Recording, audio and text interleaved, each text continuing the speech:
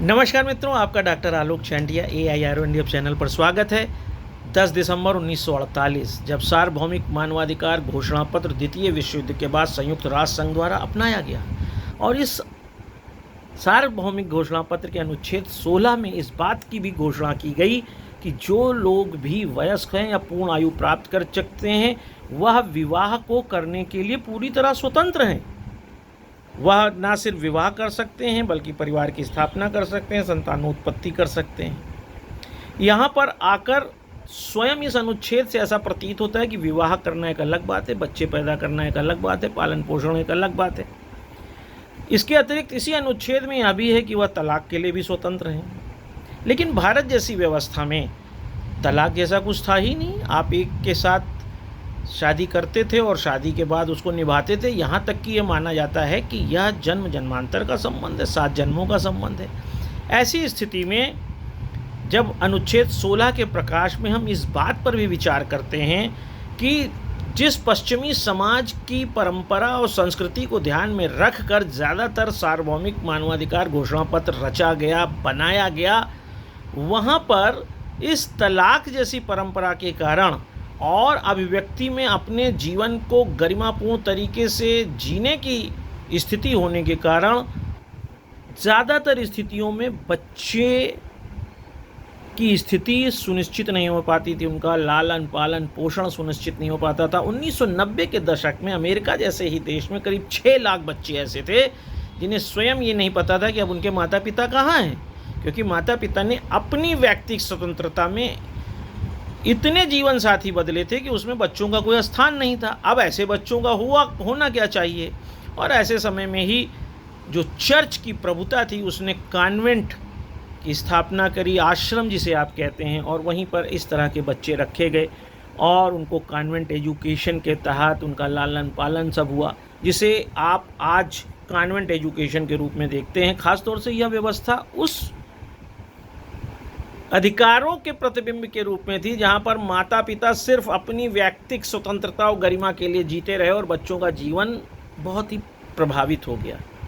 और उसी का परिणाम ये था कि इस बात को पश्चिमी देशों ने महसूस करना शुरू किया, ख़ास तौर से अमेरिका में, जहां पर 1994 में वहां की गवर्नमेंट या आप कहें राष्ट्रपति ने सुनिश्चित किया कि नहीं, माता पिता के भी दिवस मनाए जाएं जिसमें माता पिता को इस बात के लिए प्रेरित किया जाए कि वो बच्चों का लालन पालन पोषण करें। और अंत में आकर 2012 से 1 जून को प्रत्येक वर्ष अंतर्राष्ट्रीय माता पिता दिवस मनाया जाने लगा। लेकिन भारत में तो ऐसा था नहीं। भारत में बच्चा पैदा होना और उस बच्चे का लालन पालन, उस बच्चे का बड़ा होना, उसका वयस्क होना, सब कुछ परिवार की एक नैतिक जिम्मेदारी थी। और तलाक जैसा शब्द आप पूरा अगर हिंदू व्यवस्था को देखें तो वहाँ पर समुच्छेद तो तलाक जैसे कोई संबंध थे ही नहीं। एक बार शादी जिससे हो गई वह मरते दम तक निभाई जाती थी। तलाक करना और स्वतंत्रता ने जहाँ यौन शुचिता जैसे शब्द को भी हल्का किया और सीक्वेंस मैरिज शुरू करी। अब चाहे पुरुष हो चाहे स्त्री हो, अपने एक ही उम्र में 2 बार 3 बार 4 बार विवाह कर लेता है। इसने यौन शुचिता जैसे एक सामाजिक नियम को भी बहुत ही प्रभावित किया। लेकिन भारत में इस बात को हमेशा से माना गया है कि माता शत्रु पिता वैरी ये न बालो न पाठिता न शोभते सभा मध्य हंस मध्य बको यथा। अर्थात वो माता पिता शत्रु की तरह हैं जो अपने बच्चों को पढ़ाते नहीं हैं। वो बच्चे जो पढ़े लिखे नहीं हैं वो किसी भी सभा में इसी तरह से लगते हैं जैसे हंस के बीच में बगुला। यह श्लोक यह बताता है कि भारतीय समाज में माता पिता पर एक सामाजिक नियंत्रण इस श्लोक में दर्शाया गया है। यहाँ पर उन पर यह प्रतिबद्धता थी कि वो अपने बच्चे को पढ़ाएं लिखाएं। और तत्कालीन समाज में जिस समय श्लोक लिखे गए हैं, नीति की बातें, भारत के करीब 6-6.5 लाख जो गांव थे सभी में गुरुकुल हुआ करते थे। अब ऐसी स्थिति में माता पिता के इस तथ्य को प्रदर्शित करना कि उनको इसके लिए जागरूक किया जाए। भारत जैसे देश में इस दिवस की आवश्यकता नहीं, क्योंकि यहाँ पर माइथोलॉजी चाहे आप कहें चाहे धर्म कहें, वहाँ पर माता पिता और बच्चों के बीच में इतना अच्छा संबंध दिखाया गया है कि चाहे वह गणेश जी द्वारा माता पिता के चारों तरफ चक्कर लगा लेने वाली घटना हो और जिसने माता पिता की सर्वोच्चता को स्थापित किया हो, बच्चे के लिए माता पिता ही उसकी पूरी दुनिया होते हैं। या फिर आपने ध्रुव की कहानी सुनी है, जो जब उसके पिता उत्तानपाद उसे अपनी गोद से उतार देते हैं तो वो अपनी माँ सुनीति से पूछता है कि सबसे बड़ा पद कौन है, तो माँ बताती हैं कि सबसे बड़ा पद तो भगवान का है, और उसके लिए वह तपस्या करता है। और यह बताया जाता है कि जो उत्तर दिशा में ध्रुव तारा निकलता है वह निश्चित रूप से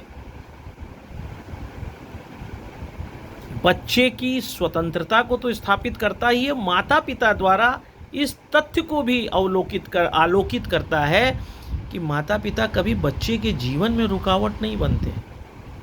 पूरा भारतीय समाज इस बात से बिंधा पड़ा हुआ है कि जिस दिशा में हम बढ़ रहे हैं या बढ़ते रहे हैं वहाँ पर बच्चों को, इसीलिए हमने कहा है बच्चे भगवान की मूरत होते हैं। कहा तो पश्चिमी देशों में भी किया है कि child is the father of man, लेकिन वहाँ पर उसे उस धार्मिक अवस्था की ओर नहीं ले जाया गया है।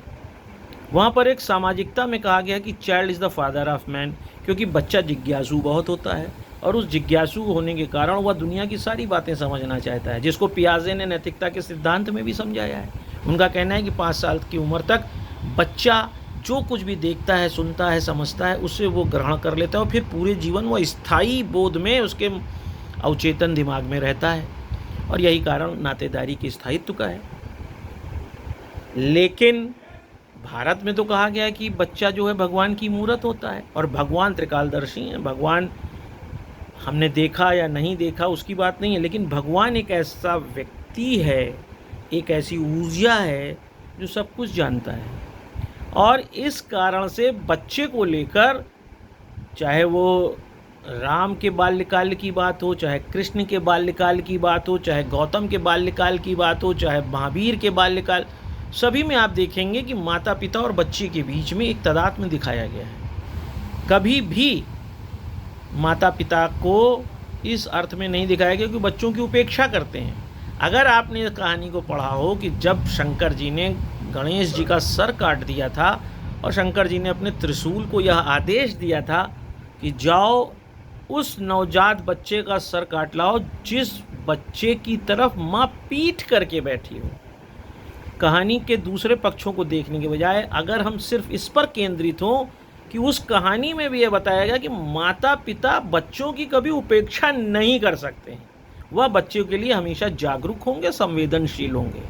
अब ऐसे समय में क्या कारण है कि इस तरह के दिवस की भारत जैसे देश में आवश्यकता पड़े, और यहीं पर आकर हमको लगता है कि एक जो रिफ्लेक्सिव सोसाइटी का कंसेप्ट आया और उस परावर्तित समाज की अवधारणा में जब से वर्चुअल वर्ल्ड से हम परिचित होने लगे, पहले एक ग्रामीण अंचल में या शहरी अंचल में रहने वाले व्यक्ति के पास ऐसी सुविधाएं नहीं थी कि हर व्यक्ति विदेश जाए, हर व्यक्ति दूसरी संस्कृति को देख सके।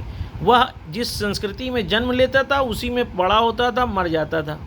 लेकिन आज भूमंडलीकरण में पूरा विश्व एक गांव की तरह हो गया है। अब आप घर बैठे ही अमेरिका की भी संस्कृति देख सकते हैं, इंग्लैंड की भी देख सकते हैं, मसाई केनिया में रहने वाले मसाई जनजाति की भी देख सकते हैं, जॉनसर बाबर की भी देख सकते हैं। इन संस्कृतियों को घर में बैठते देखकर या देखने के कारण आपके मस्तिष्क में जो एक प्रतिरोध उत्पन्न होता है वो इस बात को आपसे प्रेरणा देने की बात करता है कि ये परिवर्तन आप कर सकते हैं। आखिर जैसे महिलाओं को वहाँ स्वतंत्रता है, महिलाएं तलाक ले सकती हैं, महिलाएं कई शादी कर सकती हैं, तो हम क्यों नहीं कर सकते। और महिला सशक्तिकरण के इस बिंदु ने आप देखते होंगे भारतीय समाज में परिवर्तन किया। जिस तरीके से इस बात को भारतीय समाज में रखा गया कि महिला बिना किसी पैसे को पाए घर का जितना काम करती है या उसका एक तरह का शोषण है, उसने भारतीय समाज में एक चिंतन रखा कि महिलावादी वर्गों ने इस बात का खुलकर विचार करा, प्रचार किया कि क्या महिलाओं को इस तरह बिना पैसे के काम कराया जाना शोषण नहीं है। और कहते हैं विचार कभी मरते नहीं, और इस विचार के कारण ही भारतीय समाज में जो सबसे बुरा प्रभाव पड़ा वह विवाह पर पड़ा, परिवार पर पड़ा। और जिस समस्या से यूरोपीय देश गुजर रहे थे, जिसके कारण उन्होंने कॉन्वेंट पद्धति शुरू करी, जिसमें उन्होंने कॉन्वेंट स्कूल पर शुरू किए, वही करीब करीब भारतीय समाज में भी पल्लवित होने लगा। और ऐसी स्थिति में जब यूरोपीय देश, अमेरिकन देश इस बात से होकर गुजरने लगे कि बच्चे उपेक्षित हैं, बच्चों पर ध्यान नहीं दिया जा रहा है, माता पिता अपनी अभिव्यक्ति की स्वतंत्रता, अपने शरीर की स्वतंत्रता, अपने गरिमापूर्ण जीवन के लिए अपने जीवन में ज़्यादा व्यस्त रहते हैं, तो वही सारी स्थितियां भारत जैसे देश, विकासशील देशों में भी दिखाई देने लगी। और यह माना जाने लगा कि व्यक्ति अपने जीवन जीने के लिए स्वतंत्र है और यह उसका मानवाधिकार है, उसको नहीं रोका जा सकता। लेकिन इन सब के बीच में जो सबसे बड़ा दुष्प्रभाव पड़ा वह बच्चों पर पड़ा। और जब इस दुष्प्रभाव की हम बात करते हैं और रिफ्लेक्सिव सोसाइटी के आधार पर इस दुष्प्रभाव को देखते हैं, तब आपको लगेगा कि 1 जून को अंतर्राष्ट्रीय माता पिता दिवस मनाया जाना आवश्यक है। क्योंकि आज माता पिता के पास समय नहीं है, वो बच्चों को क्रेच में डाल रहे हैं, वो बच्चों को ट्यूशन पढ़ा रहे हैं। बच्चा 24 घंटा परिवार में तो रह रहा है, लेकिन माता पिता के साथ उसका इंटरेक्शन 1 घंटे का भी नहीं रह गया है। और उसके कारण बच्चे के जीवन में माता पिता का जो मनोवैज्ञानिक प्रभाव पड़ना चाहिए था, जो व्यवहारिक प्रभाव पड़ना चाहिए था, वह नहीं पड़ता है। और ऐसे समय में बच्चा माता पिता के साथ रहते हुए एक जैविक प्राणी की तरह ज़्यादा रह रहा है, ना कि एक सांस्कृतिक प्राणी की तरह। 90 के दशक में जब सोमालिया में भुखमरी हुई थी, अकाल पड़ा था, तो इस बात का भी अध्ययन हुआ था कि जिनके बच्चों के माता पिता मर गए थे और उन बच्चों को माता पिता का प्यार नहीं मिला, उन्होंने लालन पालन नहीं किया, तो उन बच्चों के मस्तिष्क में जो इमोशनल कोशेंट को डेवलप करने वाले हिस्से थे वो नहीं डेवलप हुए थे। वे संवेदनशील उतने नहीं थे जितने वो बच्चे थे जो अपने माता पिता के साथ रह रहे थे। और आज बच्चों में व्यवहार में जो परिवर्तन आ रहा है, जिस तरीके से वह एक अजनबी की तरह अपने माता पिता से ही बात करने लगे हैं, उससे यह बात तो स्थापित हो ही रही है कि माता पिता और बच्चों के बीच जो एक अंतरक्रिया चल रही थी परंपरागत समाज में, वह खत्म हो गई। अब बच्चा केवल एक खाना पूर्ति के लिए परिवार के बीच रह रहा है और माता पिता भी अपने वैधानिक और बहुत कुछ नैतिक दायित्वों के बोध में बच्चे पर सिर्फ पैसा खर्च कर रहे हैं, वो अपना समय उस पर नहीं खर्च कर रहे हैं, वो उसके साथ मनोवैज्ञानिक रूप से जुड़ नहीं रहे हैं। और उसके कारण परिवार में एक विघटन दिखाई दे रहा है। और इस विघटन का सबसे बड़ा दुष्परिणाम ये है कि माता पिता को भी अब अपने बच्चों को लेकर एक अजीब सी स्थिति से गुजरना पड़ रहा है। वह समझ ही नहीं पा रहे हैं कि आज के नए वर्ग के बच्चों को होता क्या जा रहा है, जबकि हुआ कुछ भी नहीं है। आपने बच्चों को एक ऐसी स्थिति में ले जाके खड़ा कर दिया जहाँ पर आपने उन्हें वर्चुअल वर्ल्ड के साथ जोड़ दिया है। हर समय मोबाइल लिए रहते हैं, हर समय टीवी देखते हैं, हर समय कंप्यूटर। अब ये वो सारी व्यवस्थाएं हैं जिसमें बच्चा एक स्वामी की तरह, एक ओनर की तरह अपनी उंगलियां चलाता है, मोबाइल पर भी, लैपटॉप पर भी। वह जैसे चाहे वो चलाए, लैपटॉप भी नहीं बोल सकता, मोबाइल भी नहीं बोल सकता। और ऐसी स्थिति के कारण एक बच्चे में वह भाव पैदा हो जाता है कि वह जो कहेगा, जो करेगा वही सही है। अब ऐसी स्थिति में आप जब किसी हाड़ मांस वाले व्यक्ति के साथ उस बच्चे को बैठाएंगे और वह हाड़ मांस वाला व्यक्ति उससे कोई विरोध कर देगा, तो वह बच्चे को अच्छा नहीं लगेगा, क्योंकि वह वर्चुअल वर्ल्ड के साथ इस तरह मनोवैज्ञानिक रूप से जुड़ चुका है जिसमें उसके उंगलियों के ही निर्देशन पे सारा काम होता है। वहाँ पर कोई नकारात्मक बात हो ही नहीं सकती है। आपने देखा होगा जो लोग साहित्यिक जगत में खासतौर से लेखक होते हैं, एकेडमिशियन होते हैं, फिलासफर होते हैं, वो किताब में इतना रम जाते हैं कि वो किताब के साथ चाहे जो करें, चाहे जहाँ मोड़ दें, चाहे जहाँ उसमें लाइन खींच दें, लेकिन किताब उसका विरोध नहीं करती है। और इस एक मार्गीय व्यवहार के कारण आपने देखा होगा ऐसे लोग व्यवहार में बहुत रूखे हो जाते हैं या बोलते किसी से नहीं है, और उससे ज़्यादा बड़ी बात यह है कि इनको लगता है कि दुनिया में कोई इस योग्य नहीं जिससे बात किया जाए।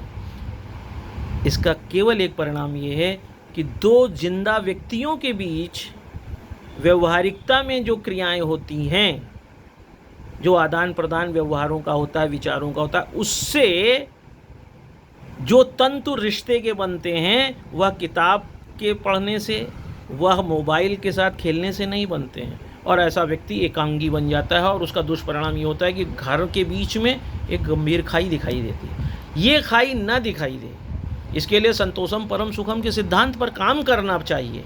और संतोषम परम सुखम का सिद्धांत ये कहता है कि पैसा बड़ी चीज़ नहीं है, सबसे आवश्यक बात यह है कि आप एक साथ कमरे में एक घर के नीचे बैठें। आपको बहुत छोटी सी बात बताता हूँ। विज्ञान का हर विद्यार्थी, गणित का विद्यार्थी कहता है कि गोले का क्षेत्रफल सबसे कम होता है। जितनी भी ज्यामितीय संरचना है उसमें गोले का क्षेत्रफल सबसे कम होता है। अब जब गोले का क्षेत्रफल कम होता है तो इसे सामाजिकता में जब आप देखेंगे तो आप देखेंगे कि वो समूह हमेशा मजबूती से जुड़े रहते हैं जो गोलाकार आकार में बैठते हैं। इसीलिए समूह में बैठने की बात कही गई है। अब यह समूह गोलाकार आकृति में बैठने की परंपरा ही खत्म हो गई। ना कोई एक साथ खाना खा रहा है, ना एक साथ बैठ के बात कर रहा है।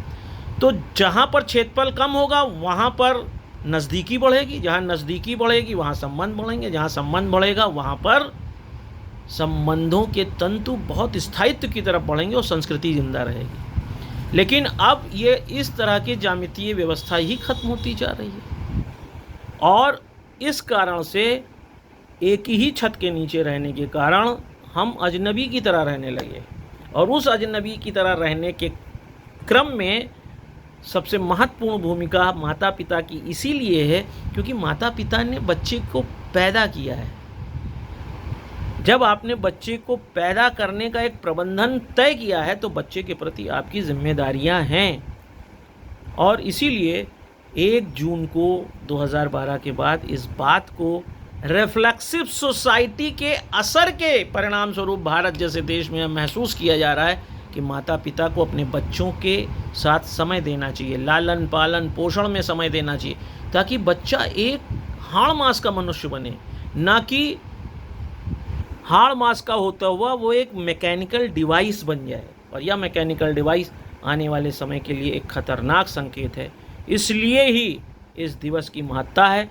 और मैं आलोक चांटिया इसीलिए संक्षिप्त रूप में आपके सामने ये बातें रख रहा हूँ ताकि आप माता पिता अगर हैं या आप बनने जा रहे हैं या भविष्य में बनेंगे तो आपको पता होना चाहिए कि बच्चे के लिए आपका निकला शब्द, आपके व्यवहार, उसके साथ बैठना उसे एक स्पंदनशील मानव बनाएगा जिसकी समाज में आवश्यकता है। नहीं तो जिस तरह गलतफहमी में उन बच्चों को जिनके माता पिता का पता नहीं, कॉन्वेंट एजुकेशन के अंतर्गत चर्चों द्वारा पढ़ाए जाने के कारण कालांतर में भारत जैसे देश में उसे आगे बढ़ने, आधुनिकता का, उच्च शिक्षित होने का आधार मान लिया गया और वहाँ से वह एक संक्रमित संस्कृति के वाहक बन गए। ना अपनी मूल संस्कृति में रह गए, ना अपनी परंपरा में रह गए, बल्कि एक खंजर ईंटे की तरह जैसे तैयार होने लगे और उसका परिणाम समाज, देश सबको भुगतना पड़ रहा है। उसी तरह से अगर हम समय से नहीं समझे और उन बातों को नहीं समझे कि आखिर क्या कारण था कि विश्व के बहुत से देशों में कॉन्वेंट एजुकेशन हुई और भारत जैसे देश में इसकी कोई आवश्यकता ही नहीं थी, लेकिन जब आपने उस आवश्यकता में उतरकर उसी को अपने आधुनिक होने और अपने आगे बढ़ने का माना है तो कम से कम माता पिता होने का फ़र्ज आपको निभाना होगा। तभी आपका यह कहावत सही होगी कि बाढ़े पूत पिता के धर्म। जब आप अपने धर्म को निभाएंगे, आपका धर्म क्या है? आपने बच्चे को पैदा किया है, उसके प्रति लालन पालन पोषण सब आपकी जिम्मेदारी है, इंटरेक्शन आपकी जिम्मेदारी है। और तभी आप यह कह पाएंगे कि बाढ़े पूत पिता के धर्म, कृषि उपजे अपने कर्म। और यह दिवस सार्थकता की ओर बढ़ेगा। रिफ्लेक्सिव सोसाइटी के दुष्परिणाम का यह दिवस एक जीता जागता प्रमाण है। इसे दूर तक ले जाइए ताकि आने वाली पीढ़ी को हम एक रोबोट, एक मैकेनिकल डिवाइस बनाने के बजाय होमो सैपियंस बना सकें, हाड़ मास का एक जिंदा आदमी बना सकें जिसमें परोपकार, संवेदनशीलता, करुणा, कंपैशन जिसको आप कहते हैं वो हो। और ये तभी होगा जब माता पिता जागृत हों। मैं आलोक शांटिया यह चाहता हूं कि आप इस बात को बहुत दूर तक ले जाएं, क्योंकि बच्चे संक्रमण के दौर से गुजर रहे हैं, ताकि अखिल भारतीय अधिकार संगठन अपने उद्देश्य में सफल हो और मैं फिर किसी अच्छी बात के साथ बार बार आपके सामने आता रहूं। नमस्कार।